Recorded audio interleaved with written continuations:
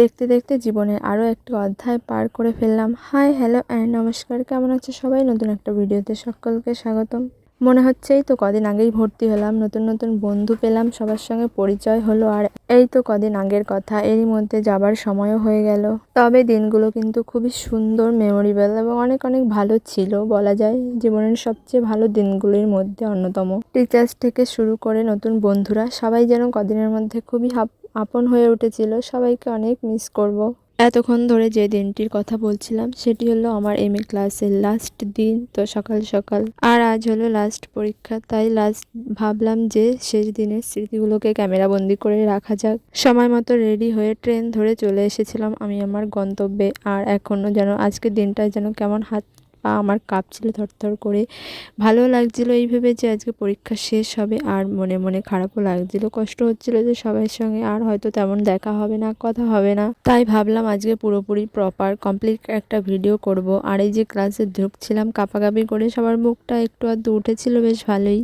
আর আজকে আমি সবার শেষেই ক্লাসে ঢুকেছিলাম, কারণ আমার ট্রেনটা একটু লেট হয়ে গেছিলো, তাই সবার শেষেই ঢুকতে হয়েছে। এসে দেখি সবাই চলে এসেছে।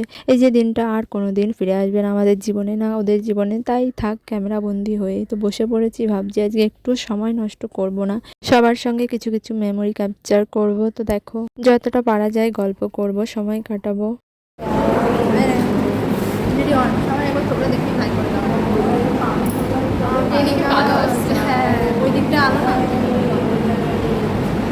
তো 2টো নাগাদ এক্সাম শেষ হলো, আমরা হল থেকে বেরিয়ে চলে গেলাম আমাদের মেইন ক্যাম্পাসের দিকে, মানে মেইন কলেজ যেটা আমাদের। এখানে একটু কাজ ছিল তাই সবাই মিলে চলে এলাম।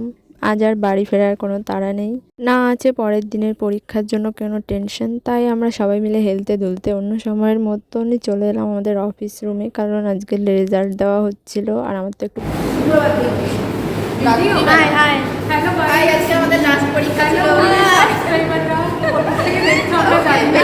তো এই ছিল আমার ছাত্রী জীবনের শেষ দিন। সময় কত তাড়াতাড়ি চলে যায়, কত স্মৃতি জমা হলো, কত স্মৃতি বিলীন হলো। আসলে এটারই নাম হয়তো জীবন।